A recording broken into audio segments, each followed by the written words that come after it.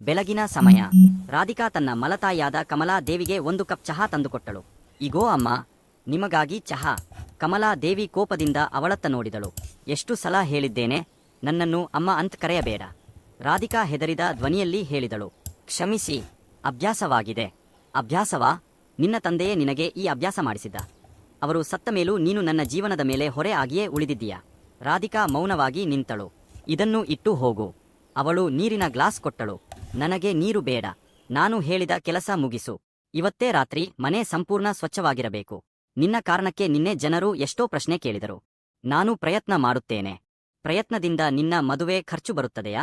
ನಿನ್ನ ತಂದೆ ಏನು ಬಿಟ್ಟು ಹೋದರು ಗೊತ್ತಾ? ಒಂದೇ ಒಂದು ಹೊರೆ. ಅಷ್ಟರಲ್ಲಿ ಮನೆಯ ಹೊರಗಿನಿಂದ ಧ್ವನಿ ಕೇಳಿಸಿತು. ಅಮ್ಮ, 2 ತುತ್ತು ಊಟ ಸಿಗುತ್ತದೆಯಾ? ದೇವರು ನಿಮ್ಗೆ ಒಳ್ಳೆಯದು ಮಾಡಲಿ. ಕಮಲಾ ದೇವಿ ಹೊರಗೆ ಬಂದು ಕೇಳಿದಳು. ನಿನ್ನ ಹೆಸರು ಏನು? ವಿಹಾನ್ ಸಾಹು. ಈ ವಯಸ್ಸಿನಲ್ಲೂ ಭಿಕ್ಷೆ ಬೇಡಲು ನಾಚಿಕೆ ಆಗುವುದಿಲ್ಲವೇ? ಚಂದೇರಿಯಲ್ಲಿ ಜನರು ರಾತ್ರಿಯಿಡೀ ಮಗ್ಗದಲ್ಲಿ ದುಡಿಯುತ್ತಾರೆ. ನೀನು ಕೆಲಸ ಮಾಡೋದಿಲ್ಲವೇ?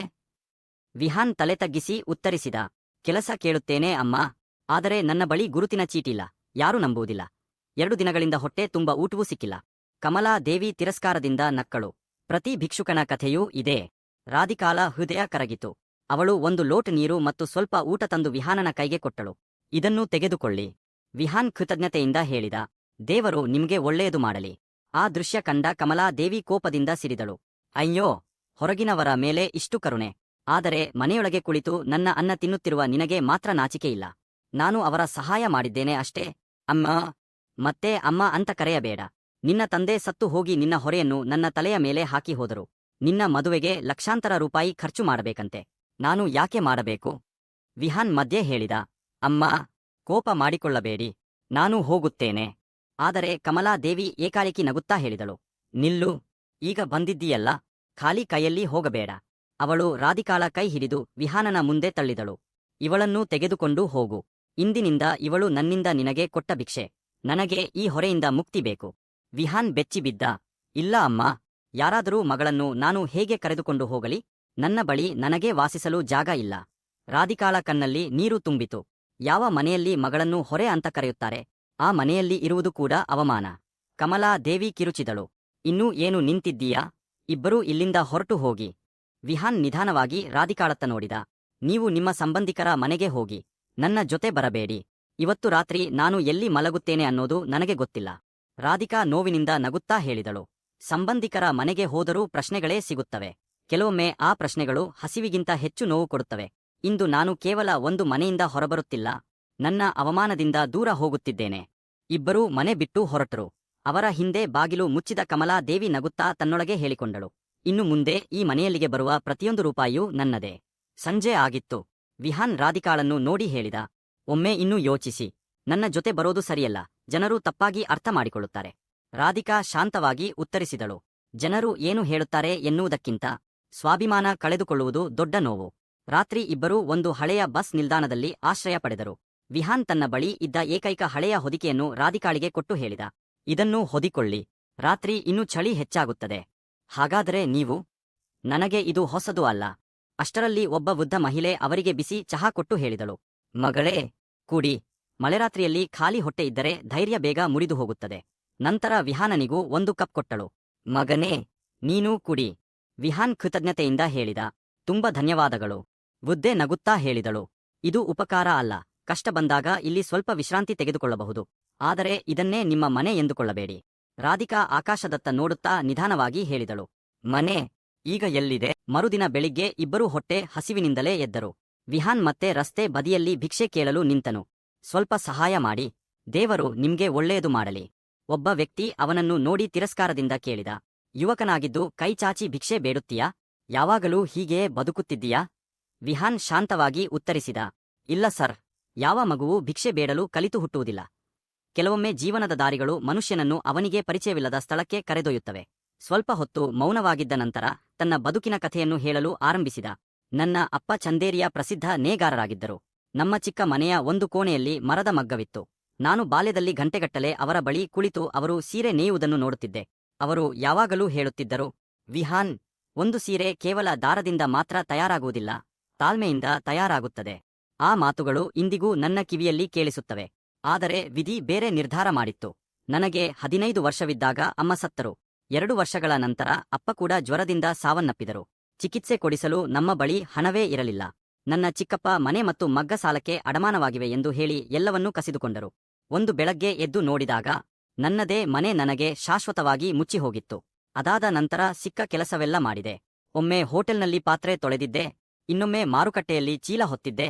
ಒಂದು ಕಡೆ ಕಳ್ಳತನದ ಸುಳ್ಳು ಆರೋಪ ಮಾಡಿ ಕೆಲಸದಿಂದ ಹೊರಹಾಕಿದರು. ಅದರ ಮಧ್ಯೆ ನನ್ನ ಗುರುತಿನ ಚೀಟಿಯೂ ಕಳೆದುಹೋಯಿತು. ಗುರುತಿನ ಚೀಟಿ ಇಲ್ಲ, ಶಿಫಾರ್ಸು ಇಲ್ಲ, ವಿಳಾಸ ಇಲ್ಲ, ಯಾರೂ ಕೆಲಸ ಕೊಡಲಿಲ್ಲ.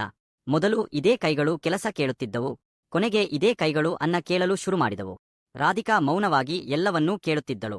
ಸ್ವಲ್ಪ ಸಮಯದ ನಂತರ ಕೇಳಿದಳು, ನಿನಗೆ ಮತ್ತೆ ಮಗ್ಗದ ಮೇಲೆ ಕೆಲಸ ಮಾಡುವ ಅವಕಾಶ ಸಿಕ್ಕರೆ? ವಿಹಾನ್ ಕಹಿ ನಗೆಯೊಂದಿಗೆ ಉತ್ತರಿಸಿದ, ಮಗ್ಗದ ಕೆಲಸ ಸುಲಭವಲ್ಲ. ದಾರವನ್ನು ಹಿಡಿಯುವ ಕಲೆ ಬೇಕು, ಕಾಲಿನ ಲಯ ಬೇಕು, ಅದಕ್ಕಿಂತ ಮುಖ್ಯವಾಗಿ ಮಾಲೀಕನ ನಂಬಿಕೆ ಬೇಕು. ನನ್ನ ಮೇಲೆ ಈಗ ಯಾರು ನಂಬಿಕೆ ಇಡುತ್ತಾರೆ? ರಾಧಿಕಾ ದೃಢವಾಗಿ ಹೇಳಿದಳು. ತನ್ನ ಬಳಿ ಇದ್ದ ಕೊನೆಯ ಹೊದಿಕೆಯನ್ನು ಒಬ್ಬ ಅಪರಿಚಿತ ಹುಡುಗಿಗೆ ಕೊಟ್ಟ ವ್ಯಕ್ತಿಯನ್ನು ನಂಬಬಹುದು. ನಿನ್ನ ಕೈಗಳು ಹಸಿವಿನಿಂದ ದುರ್ಬಲವಾಗಿರಬಹುದು, ಆದರೆ ಸುಳ್ಳಿನಿಂದ ಎಂದಿಗೂ ಕಲುಷಿತವಾಗಿಲ್ಲ. ಅವರ ಮಾತುಗಳನ್ನು ಕೇಳುತ್ತಿದ್ದ ಒಬ್ಬ ವೃದ್ಧ ವ್ಯಕ್ತಿ ಮುಂದೆ ಬಂದರು. ಮಗಳೇ, ನೀನು ಹೇಳಿದ್ದು ಸರಿ. ಕೆಲಸ ಬೇಕಾದರೆ ಬಶೀರ್ ಚಾಚಾ ಅವರ ಬಳಿಗೆ ಹೋಗಿ. ಅವರು ತುಂಬಾ ಗದರಿಸುತ್ತಾರೆ, ಆದರೆ ಒಳ್ಳೆಯ ಮನುಷ್ಯರನ್ನು ಗುರುತಿಸುವ ಕಣ್ಣು ಅವರಿಗಿದೆ. ಅವರ ಸಣ್ಣ ನೇಯ್ಗೆ ಕಾರ್ಖಾನೆಯಲ್ಲಿ ಕೆಲವೊಮ್ಮೆ ಕೆಲಸಗಾರರ ಅವಶ್ಯಕತೆ ಇರುತ್ತದೆ. ವಿಹಾನ್ ಹಿಂಜರಿದ. ನನ್ನನ್ನು ನೋಡಿದ ಕೂಡಲೇ ಹೊರಹಾಕಿಬಿಡುತ್ತಾರೆ. ರಾಧಿಕಾ ನಗುತ್ತಾ ಹೇಳಿದಳು, ಹೊರಹಾಕಿದರೆ ಮತ್ತೆ ಹೋಗೋಣ, ಆದರೆ ಪ್ರಯತ್ನ ಮಾಡುವ ಮುಂಚೆಯೇ ಸೋಲು ಒಪ್ಪಿಕೊಳ್ಳಬೇಡ. ನಂತರ ಅವಳು ತನ್ನ ಜೀವನದ ಬಗ್ಗೆ ದೊಡ್ಡ ನಿರ್ಧಾರವನ್ನು ತೆಗೆದುಕೊಂಡಳು. ಇಂದಿನಿಂದ ನಾನು ಯಾರ ಮನೆಯಲ್ಲೂ ಹೊರೆ ಆಗಿ ಬದುಕುವುದಿಲ್ಲ. ಸಣ್ಣ ಕೆಲಸವಾದರೂ ಪರವಾಗಿಲ್ಲ, ಆದರೆ ಅದು ನನ್ನ ಶ್ರಮದಿಂದ ಬಂದದ್ದಾಗಿರಬೇಕು. ವೃದ್ಧರು ಆಶೀರ್ವದಿಸಿದರು. ಮನುಷ್ಯ ತನ್ನ ಅನ್ನವನ್ನು ತನ್ನ ದುಡಿಮೆಯಿಂದ ಸಂಪಾದಿಸಬೇಕು ಎಂದು ನಿರ್ಧರಿಸುವ ದಿನ, ದೇವರು ಅವನಿಗಾಗಿ ಒಂದಲ್ಲ ಒಂದು ಬಾಗಿಲು ತೆರೆದೇ ತೆಗೆಯುತ್ತಾನೆ. ಆ ಮಾತುಗಳು ಇಬ್ಬರ ಮನಸ್ಸಿಗೂ ಹೊಸ ಧೈರ್ಯ ತುಂಬಿದವು. ಮರುದಿನ ಬೆಳಿಗ್ಗೆ ಇಬ್ಬರೂ ಬಶೀರ್ ಚಾಚಾ ಅವರ ನೇಯ್ಗೆ ಕಾರ್ಖಾನೆಯ ಮುಂದೆ ನಿಂತಿದ್ದರು. ವಿಹಾನ್ ಆತಂಕದಿಂದ ಹೇಳಿದ, ಅವರು ನನ್ನನ್ನು ಗುರುತಿಸುತ್ತಾರೆ. ನಾನು ರಸ್ತೆಯಲ್ಲಿ ಭಿಕ್ಷೆ ಬೇಡುತ್ತಿದ್ದವನಲ್ಲವೇ? ರಾಧಿಕಾ ಧೈರ್ಯ ತುಂಬಿದಳು. ಆಗ ಏನು? ಮತ್ತೆ ಬಸ್ ನಿಲ್ದಾಣಕ್ಕೆ ಹೋಗಿ ಭಿಕ್ಷೆ ಬೇಡೋಣವೇ? ಇಂದು ತಡೆಯುತ್ತಿರುವ ಭಯ, ನಾಳೆಯೂ ಅದೇ ಭಯ ನಿನ್ನನ್ನು ತಡೆಯುತ್ತದೆ. ಬಾ, ಒಳಗೆ ಹೋಗೋಣ. ಇಬ್ಬರೂ ಧೈರ್ಯ ಮಾಡಿ ಕಾರ್ಖಾನೆಯ ಒಳಗೆ ಕಾಲಿಟ್ಟರು. ಬಶೀರ್ ಚಾಚಾ ಇಬ್ಬರನ್ನೂ ತಲೆಯಿಂದ ಕಾಲುವರೆಗೂ ಗಮನದಿಂದ ನೋಡಿದರು. ಕೆಲಸ ಬೇಕಾ ಅಥವಾ ಕೇವಲ ಆಶ್ರಯ ಬೇಕಾ? ವಿಹಾನ್ ಗೌರವದಿಂದ ಉತ್ತರಿಸಿದ, ಕೆಲಸ ಬೇಕು ಚಾಚಾ. ಆಶ್ರಯವನ್ನು ನಾವು ನಮ್ಮ ದುಡಿಮೆಯಿಂದಲೇ ಸಂಪಾದಿಸಿಕೊಳ್ಳುತ್ತೇವೆ. ಬಶೀರ್ ಚಾಚಾ ಮತ್ತೊಮ್ಮೆ ಕೇಳಿದರು, ಮಗ್ಗದ ಕೆಲಸ ಗೊತ್ತಾ? ಬಾಲ್ಯದಲ್ಲಿ ಅಪ್ಪನ ಜೊತೆ ನೋಡಿದ್ದೆ, ಸ್ವಲ್ಪ ನೆನಪಿದೆ. ಚಾಚಾ ಗಂಭೀರವಾಗಿ ಹೇಳಿದರು, ಸ್ವಲ್ಪ ನೆನಪಿನಿಂದ ಸೀರೆ ನೇಯಲು ಆಗುವುದಿಲ್ಲ. ಇಲ್ಲಿ ದಾರಕ್ಕಿಂತಲೂ ಮುಖ್ಯವಾದುದು ನಂಬಿಕೆ. ಕೈ ನಡುಗಿದರೆ ಬಟ್ಟೆ ಹಾಳಾಗುತ್ತದೆ, ಮನಸ್ಸು ಅಲುಗಾಡಿದರೆ ಸಂಪೂರ್ಣ ನೇಯ್ಗೆ ಹಾಳಾಗುತ್ತದೆ. ರಾಧಿಕಾ ವಿನಮ್ರವಾಗಿ ಹೇಳಿದಳು, ಅವರಿಗೆ ದೊಡ್ಡ ಕೆಲಸ ಕೊಡಬೇಡಿ. ಸ್ವಚ್ಛತೆ, ನೀರು ತರುವುದು, ದಾರ ಹೊರುವುದು, ಯಾವ ಕೆಲಸ ಕೊಟ್ಟರೂ ಮಾಡುತ್ತೇವೆ. ಬಶೀರ್ ಚಾಚಾ ಕ್ಷಣಕಾಲ ಯೋಚಿಸಿ ಹೇಳಿದರು, ಸರಿ, 3 ದಿನ ಪರೀಕ್ಷೆ, ಅರ್ಧ ಕೂಲಿ ಸಿಗುತ್ತದೆ. ಆಮೇಲೆ ನಿಮ್ಮ ಕೆಲಸ ನೋಡಿ ನಿರ್ಧಾರ ಮಾಡುತ್ತೇನೆ. ವಿಹಾನ್ ಸಂತೋಷದಿಂದ ಹೇಳಿದರು, ತುಂಬ ಧನ್ಯವಾದಗಳು ಚಾಚಾ. ನಾನು ಪ್ರಾಮಾಣಿಕವಾಗಿ ದುಡಿಯುತ್ತೇನೆ. ಚಾಚಾ ಹೇಳಿದರು, ದುಡಿಮೆಯ ಜೊತೆಗೆ ಪ್ರಾಮಾಣಿಕತೆಯೂ ಬೇಕು. ಇಲ್ಲಿ ಸುಳ್ಳಿಗೆ ಜಾಗವಿಲ್ಲ. ಮರುದಿನದಿಂದ ವಿಹಾನ್ ಕಾರ್ಖಾನೆಯಲ್ಲಿ ಕೆಲಸ ಆರಂಭಿಸಿದ. ಅದೇ ಸಮಯದಲ್ಲಿ ರಾಧಿಕಾ ಹತ್ತಿರದ ಲೀಲಾ ಅಕ್ಕನ ಅಂಗಡಿಗೆ ಹೋಗಿ ಕೆಲಸ ಕೇಳಿದಳು. ಅಕ್ಕ, ಓದು, ಬರಹ ಅಥವಾ ಬಟ್ಟೆಯ ಅಂಚಿನ ಕೆಲಸ ಇದ್ದರೆ ನಾನು ಮಾಡಬಹುದು. ಲೀಲಾ ಕೇಳಿದಳು, ಲೆಕ್ಕ ಬರೆಯಲು ಬರುತ್ತದೆಯಾ? ಹೌದು, ಮನೆಯ ಖರ್ಚು, ಸಾಲ, ರೇಷನ್ ಎಲ್ಲದರ ಲೆಕ್ಕ ನಾನು ನೋಡುತ್ತಿದ್ದೆ. ಸ್ವಲ್ಪ ಕಸೂತಿ ಕೆಲಸವೂ ಬರುತ್ತದೆ. ಲೀಲಾ ನಗುತ್ತಾ ಹೇಳಿದಳು, ಹಾಗಿದ್ದರೆ ಪ್ರತಿದಿನ ಸಂಜೆ 2 ಗಂಟೆ ಬಾ. ಸಂಬಳ ಕಡಿಮೆ ಇರುತ್ತದೆ, ಆದರೆ ಕೆಲಸ ಪ್ರಾಮಾಣಿಕವಾಗಿರುತ್ತದೆ. ರಾಧಿಕಾ ಸಂತೋಷದಿಂದ ಒಪ್ಪಿಕೊಂಡಳು. ಆ ಸಂಜೆ ಒಬ್ಬ ಒಳ್ಳೆಯ ಮನಸ್ಸಿನ ವ್ಯಕ್ತಿ ಇಬ್ಬರಿಗೂ ಬಾಡಿಗೆಗೆ ಒಂದು ಚಿಕ್ಕ ಕೊಠಡಿ ಕೊಡಲು ಒಪ್ಪಿಕೊಂಡರು. ಮೊದಲ ವಾರದ ಬಾಡಿಗೆ ನನ್ನ ಜವಾಬ್ದಾರಿ ಎಂದು ಅವರು ಮನೆ ಮಾಲೀಕರಿಗೆ ಹೇಳಿದರು.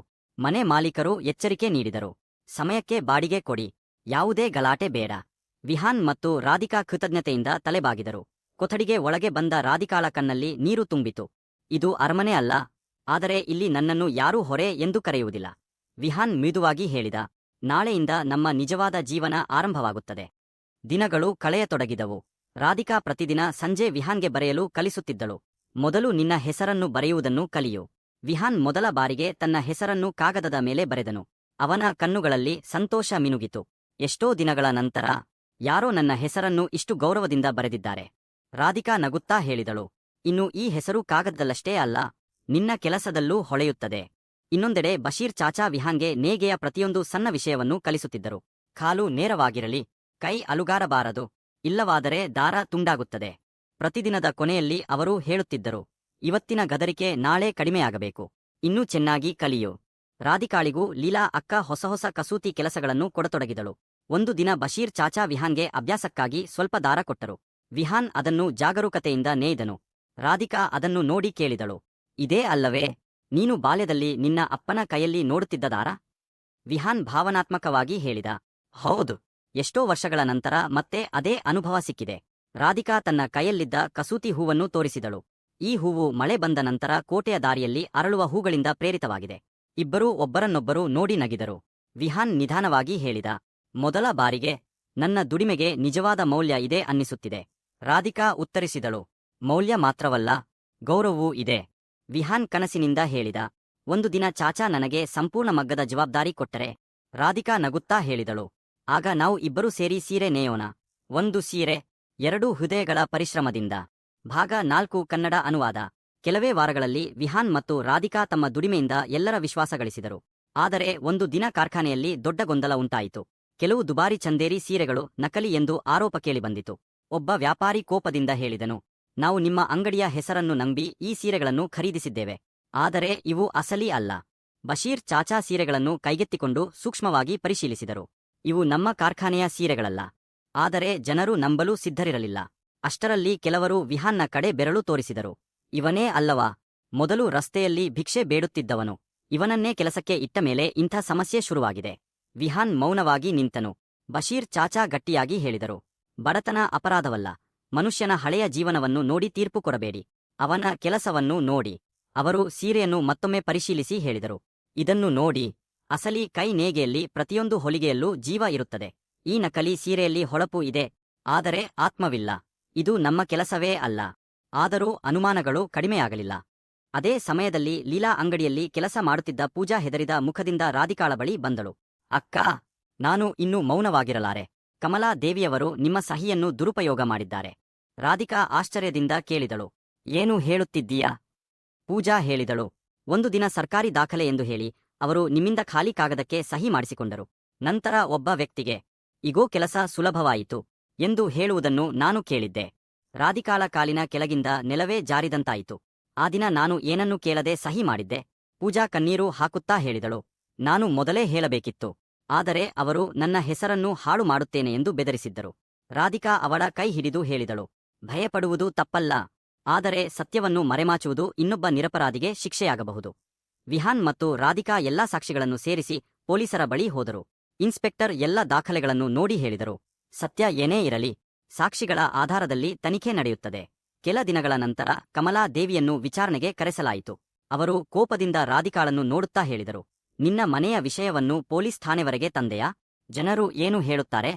ರಾಧಿಕಾ ಶಾಂತವಾಗಿ ಉತ್ತರಿಸಿದಳು, ನನ್ನ ಅಪ್ಪ ಬದುಕಿದ್ದರೆ ಮೊದಲು ಕೇಳುತ್ತಿದ್ದರು.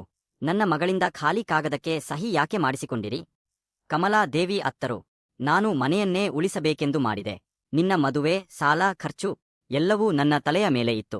ರಾಧಿಕಾ ದೃಢವಾಗಿ ಹೇಳಿದಳು, ನನ್ನನ್ನು ಹೊರೆ ಎಂದು ಮನೆ ಬಿಟ್ಟು ಓಡಿಸುವುದು ಮನೆ ಉಳಿಸುವುದಲ್ಲ. ನನ್ನ ಹೆಸರನ್ನು ದುರುಪಯೋಗ ಮಾಡುವುದು ಅನಿವಾರ್ಯತೆಯಲ್ಲ. ಪ್ರಾಮಾಣಿಕವಾಗಿ ದುಡಿಯುವವರ ಗೌರವ ಕಸಿದುಕೊಳ್ಳುವುದು ಕ್ಷಮಿಸಲಾಗದ ಅನ್ಯಾಯ.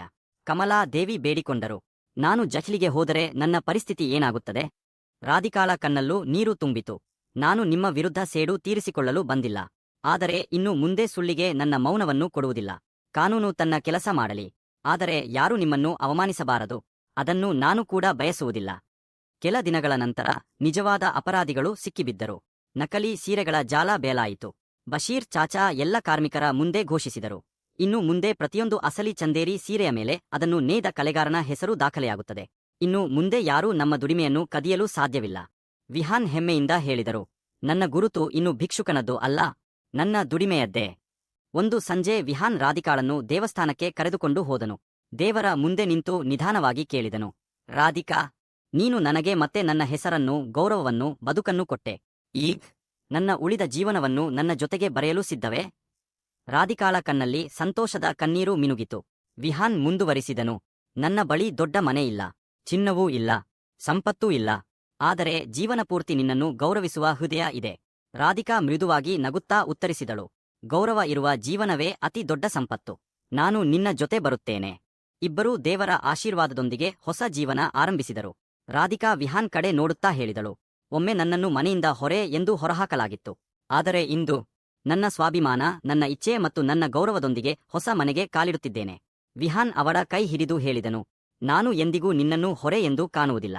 ರಾಧಿಕಾ ನಗುತ್ತಾ ಉತ್ತರಿಸಿದಳು, ನಾನು ನಿನ್ನನ್ನು ಆಸರೆಯಾಗಿ ಅಲ್ಲ, ಜೀವನ ಸಂಗಾತಿಯಾಗಿ ಕಾಣುತ್ತೇನೆ.